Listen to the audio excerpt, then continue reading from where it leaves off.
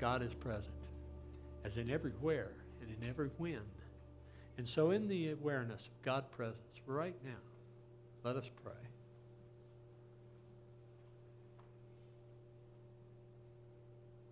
Father, Mother God, we give thanks for this opportunity to be open to the awareness of your presence in this moment.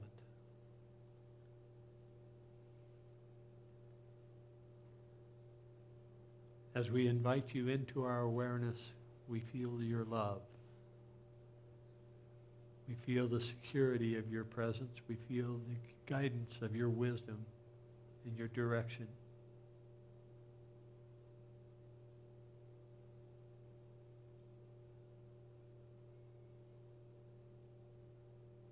As we allow your love to fill us,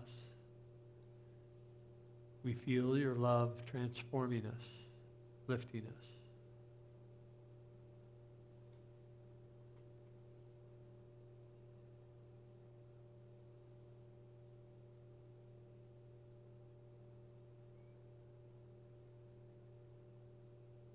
And in this awareness of your love, we give thanks.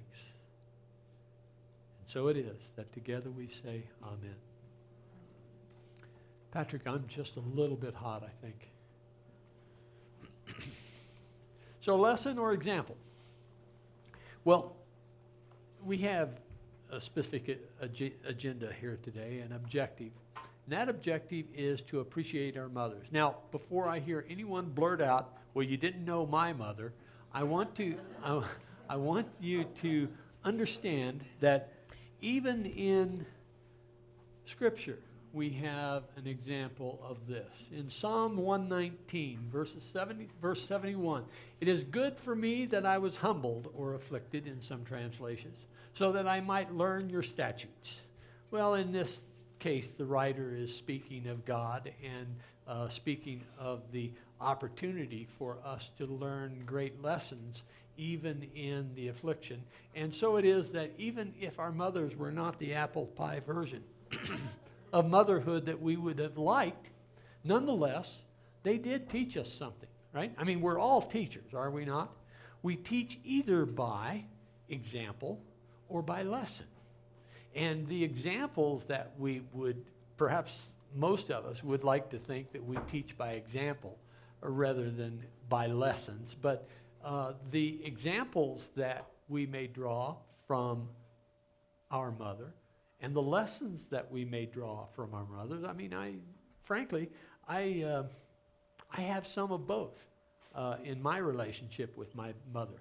And I think that's probably the case with most people. But here are some of the possible things that we may have been taught by our mother. We may have been taught about such things as parenting, right?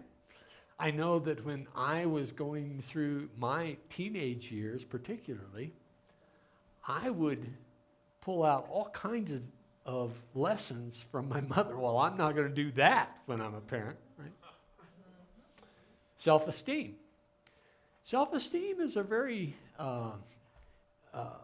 interesting thing because how many of you have heard of transactional analysis? Transactional analysis, it was brought forth by Eric Berne back in the 50s and 60s. And one of the basic concepts, or the basic concept of transactional analysis is that our ego state either comes from our parent, our child, or our adult. And that's not the trilogy that the Trinity that I taught several weeks ago when I was talking about the Trinity of Trinities. But the parent-child, the parent tape, and the concept is that the parent and the child are really tapes that are recorded during the first 5 years of our lives. And the parent tape is that stuff that we were taught during those first 5 years. How many times have I heard my mother speaking through my mouth as I'm teaching my daughter years ago and grandchildren now, right? Anybody have that experience? Yeah, all the time, right.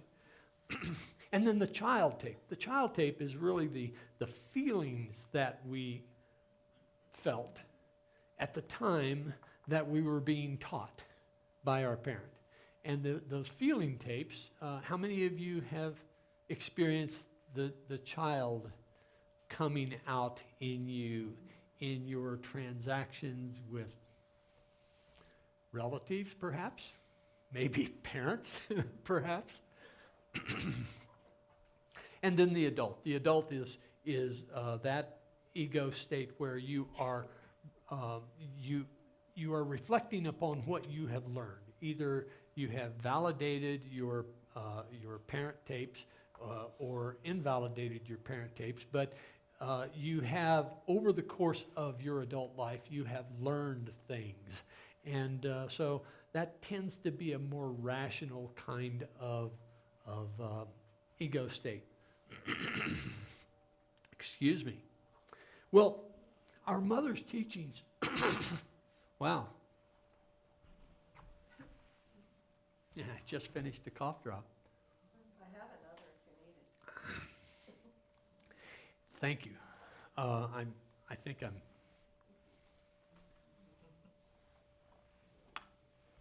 I may have to go to the bathroom before I finish this talk. But I'll just keep drinking water. So I'd like you to reflect upon these topics and add others if you will. What kinds of things did your mother teach you about self-esteem, about conflict management, about relationships, about finances, about flexibility and adaptability? What did your mother teach you, either by lesson or by example?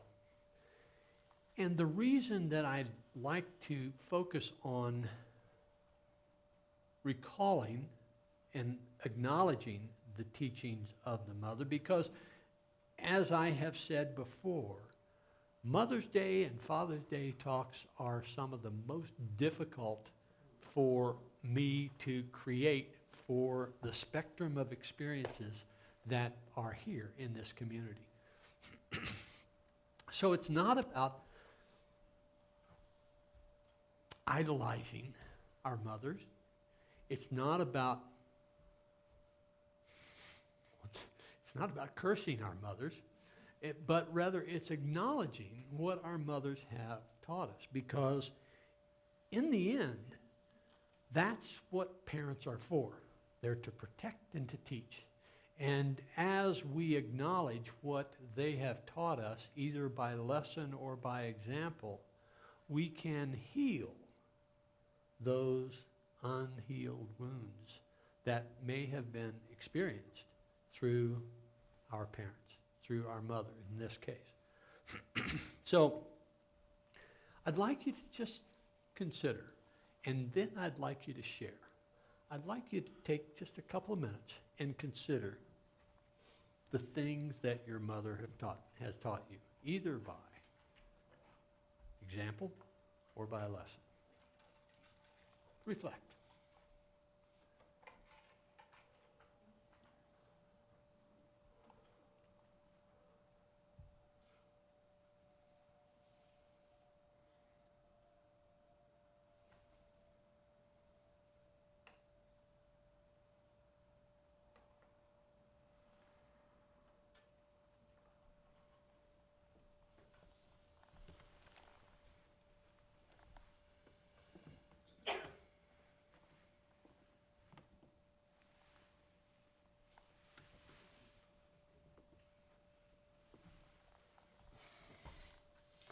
Well, I was going to share the microphone here, but it appears that the stage is sitting on the cable.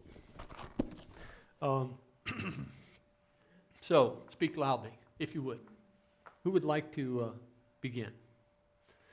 Doris. I am my mother a great debt. I didn't get along very well with my mother, but I owe her one thing, in that she brought me into unity. And the way that it happened was that we were going to the Quaker church, which is a very scary fundamentalist church. And I was terrified because of all the people in my family. My father was the only one who had not been up to the front of the church to be saved. And I was afraid that he was going to, go And my mother found me in tears one day, crying over that, and she recognized that that the scary church was not the right one for me, and she introduced me to Unity, that she had found out through someone else, and I owe my mother that. Very wise woman. Yes. Who else? I like the last one, the curiosity. My mom was a teacher, Christian school teacher, but anyway. But she was also just an avid consumer of what's going on in the world and wanted to know about every new place, every piece of history. So there was a column in the Denver Post that said, what's new in Colorado, and damn it, we had to go there. We went, we camped, we explored, we went everywhere. And by the time in retirement, they visited 25 countries before she passed. My brother just went to the climate change thing in Washington last week. And my sister's an activist in Michigan for climate and nature. And so, I think that was my mom. She stimulated that kind of curiosity and activism in your family. Yeah, national parks and the lands belonging to people. Monica? My mother and I are a lot alike, much to the horror of both of us. Anyway, she taught me, there are three things that I look back on is she was very, very religious, which I chose a different path in her religion, but I'm still very interested in spirit and different types of religion. Uh-huh. And also, she taught me the value of books.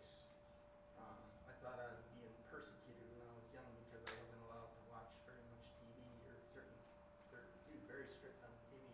But I could read as much as I wanted to. And I'm still checking out 3 books at a time from the library still.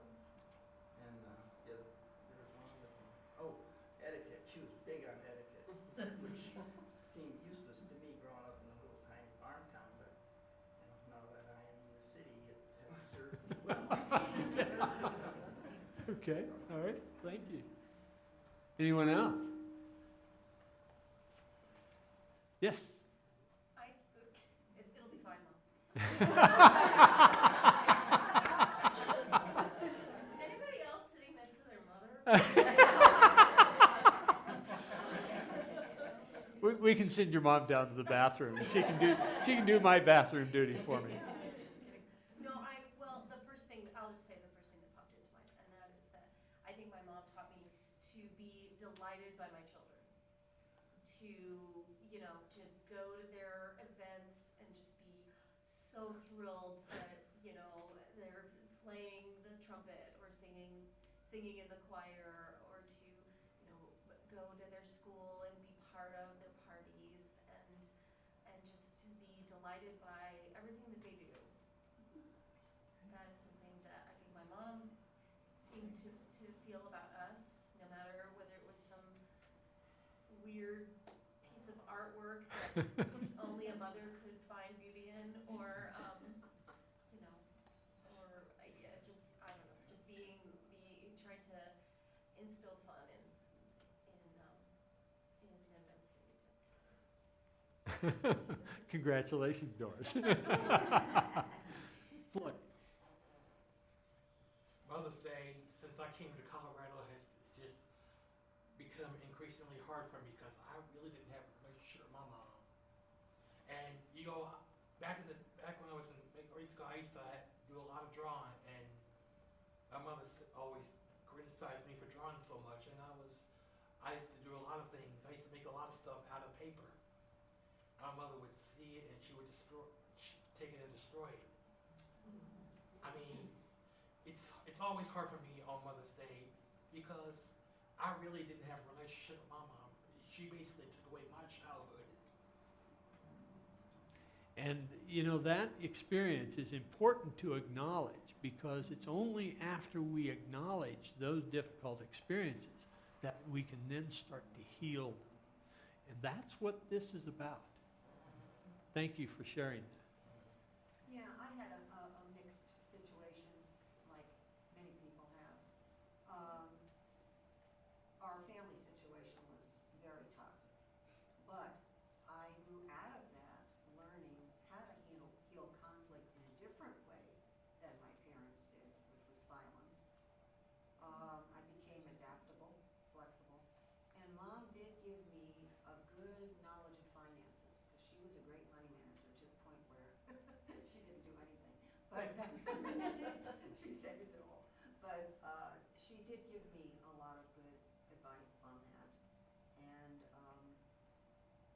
many ways, the last year of her life, she lived to 97, I healed all of the anger that I had with her. And we had a good relationship. And I'm thankful for that. So I learned a lot from my mom. Of hopefully that I can be better at things than she was in a lot of ways. Mm-hmm. Mm-hmm. Yes. Go ahead. Excuse me. I also had virtually no relationship with my mother. However, I sensed sometimes a saintly presence in her, and that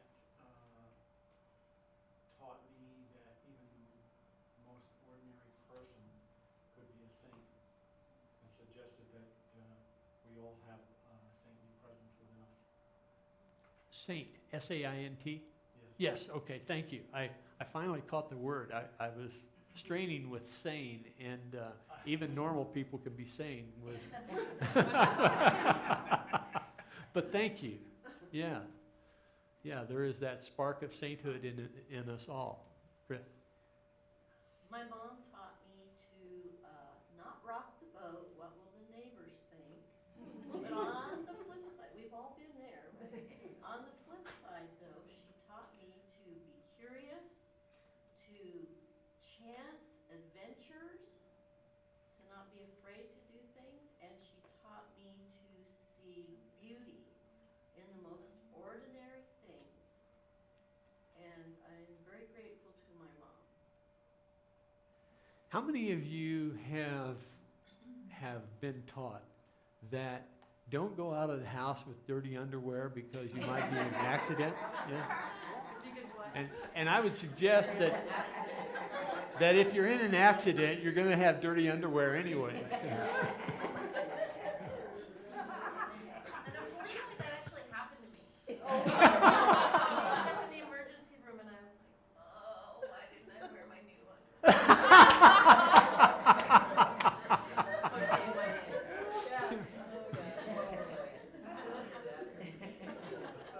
Yeah, I had an insight just as we were talking and I was listening to everyone share. My family was a little different. My father's an alcoholic, and mom was like the parent. But it's just this parallel between our lives. When my wife passed away in '97, and I became a single parent, I realized that I could do it because I already knew how to be a mother and a father because of her. Because she would make an extra attempt, an extra effort to let me know that, oh, your father does love you, your father does want you to know this or to know that. He's drunk right now, so he can't tell you, but he doesn't really care. She gave me that. I didn't realize just until this moment, maybe that's why that it continued, that the energy of my life, that's why it was the way it was. Because I needed to learn that. So, pretty Okay. Suzuki, I was fortunate. I had a good mother, a human being that I'd still, I wouldn't have done it that way. Yeah, right? But a mother who was doing the best she could, and I think she did a good job. And of course, I was not going to be anything like her. Because I remember when I was a little girl, she was always taking me to the PTA meetings because she was president of the PTA, and always off to church to do something at the church. And I sat there listening to her get up and talk about that. And she had me up performing all the time. Before Doug, when he was an infant, I was tap dancing and singing at the Brown Palace. I don't know if it was because of my mother was president of the organization that sponsored it. I wish video had existed so I'd know. Yeah. But I realized she gave me that confidence. And when I think back on it, I was going to be nothing like her.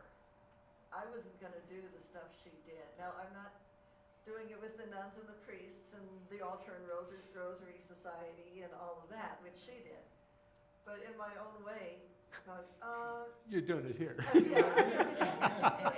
some of the stuff my mom did. And I'm enjoying it, so it's good. Glenn, did you have your hand? Oh, okay. Elena. I'm very blessed with my mom. My mom, you know, like I feel like she's always present, no matter how far I am. And that's my dad too. So I should say that it's both. And I think she takes her ministry to serving, like really serving her family is her ministry, and she's always there for her mom and for us and for my kids. My mom taught me persistence. My wife bemoans that.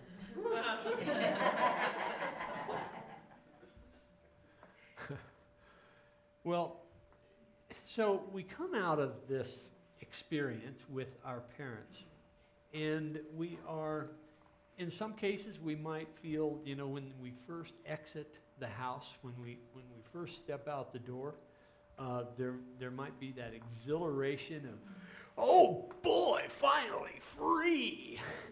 And then the first rent payment is due, and we say, oh shit, how do we handle this? Well, that process of becoming the adult and learning from our parents and allowing us to acknowledge the things that we were taught and the ways we were taught those things, and to realize that that was our parent. We don't need to be that, but we can make use of those teachings that our parents have offered us. And there's a passage that I'd like to share with you of the people in the temple as they were hearing this young boy of 12 teach the principles of God. And I'm speaking of when Mary and Joseph, having gone to Jerusalem and were leaving, did not take their kid with them. They thought their kid was somewhere else in the caravan, and it turns out that he wasn't. He actually had gone to the temple. And about the middle of the festival, Jesus went up into the temple and began to teach. The Jews were astonished at it, saying, how does this...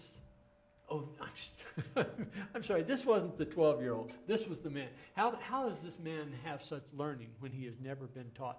And Jesus answered them, my teaching is not mine, but his who sent me. Anyone who resolves to do the will of God will know whether the teaching is from God or whether I am speaking on my own. Those who speak on their own seek their own glory, but the one who seeks the glory of him who sent him is true, and there is nothing false in him. So as we move into our parenthood, as we move into our adulthood, and we are confronted with these issues that come up, we can certainly go back to the teachings that our mother has offered us, and they may or may not be relevant. But the point is that those teachings provide a foundation from which we can grow, and the growing is into the understanding that we have within us the wisdom that we need to proceed in our life. So our mother's teaching may, in fact, help us, or they may hinder us, but we can always go back to that interior presence, that God self within, that Spirit of God within, the Christ, and rely upon the Christ to be our guide in this situation. So, acknowledging what our mother has given us, either by lesson or example, and letting that be a foundation from which we grow. And the growth is into the awareness of that Christedness within us. We are each Christ in expression. We are each the harbors of this fluid of God that moves through us. And that fluid of God is unconditional love. Many of our mothers taught us that. Some of our mothers didn't. But that doesn't mean that we cannot learn that lesson and be the expression of unconditional love here in this moment, in this time. So, lesson or example, let us appreciate what we have been given. by our mothers. And we'll have our meditation. As we come into our meditation, let us come in with I cast all my cares.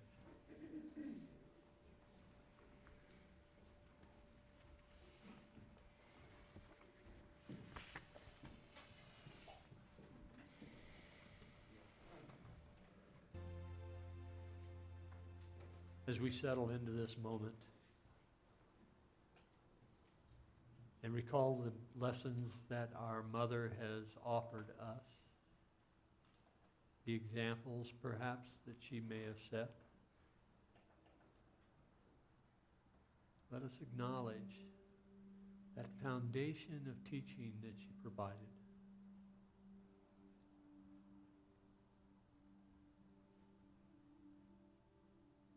While it may be that she did the best she knew how to do, that's not always apparent.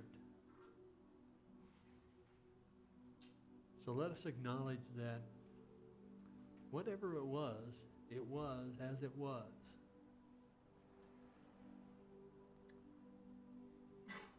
And let us let go of those things that we have held against her. Let us celebrate those things that we have been blessed by her.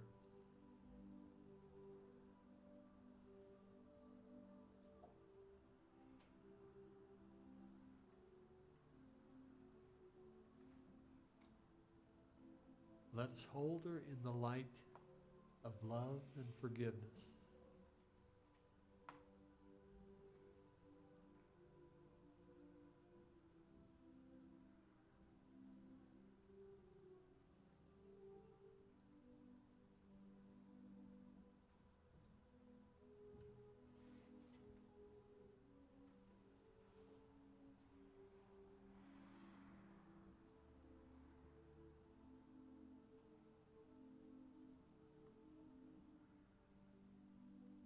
Breathing in and breathing out.